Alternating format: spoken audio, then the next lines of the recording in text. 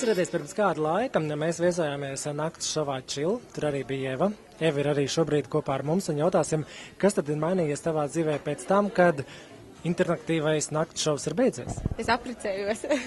To mēs arī visureiz zinām, redzējām. Jā, es apprecējos un pateicoties mana vīra labvēlībai, es nedaru neko. Es sēžu mājās un vienu dienu pienāca tā diena, ka es sāku čīkstēt, visas nevaru nosēdēt mājās un līdz ar to viņš teica, Kaspars Lidnis, mans labs draugs un ielu vingrošana sporta biedrības viens no dibinātājiem, ir ieminējies, ka viņa draudzenei, Diānai Liepniecei, kaut kā jāsāk gatavoties modeskatai. Un viņa vien pat fiziski vienkārši nevar to pagūt izdarīt.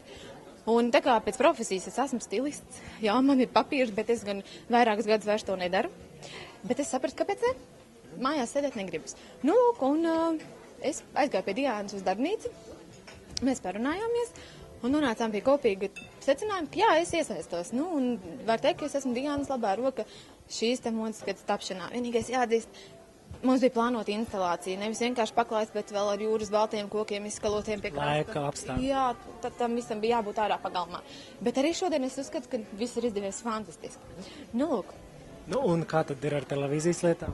Nekur neesmu to likus malā. Es joprojām aktīvi strādāju. Ir uzfilmēts demo seksuāli izglītojošam raidījumam, kurš ir nodots televīzijas kanāliem. Un plānots, ka kaut kādā jūlijas sākumā vidū tiks dot atbilde. Tas ir tā kā sarunu šovs? Nē, tas ir filmēts konkrēta formāta raidījums, tad ar speciālistiem, Latvijas slavenībām, un mani kā vadītāji, kas izglītos cilvēkus, kas tad ir seks un ko ar to darīt. Wow!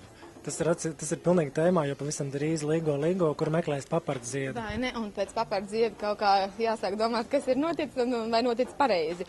Jo es uzskatu, ka lielākā daļa cilvēku ir joprojām iesēdušies tajā postpadomju laikā, kad viņi... Nezinu, kas ir prezervatīvi. Arī. Vai arī, piemēram, nezinu, kā to sievieti apmierināt.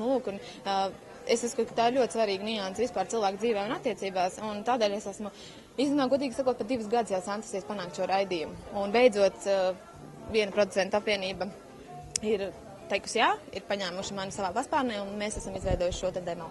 Bet kur tu pat meklēsi papardziedu, zini jau? Jā. Ar ko ir pilnīgi skaidrs? Ar savu vīru, mums ir mājiņa Klapkalnciemā pie jūras, un tad mēs noteikti jau katru gadu dosimies uz turien.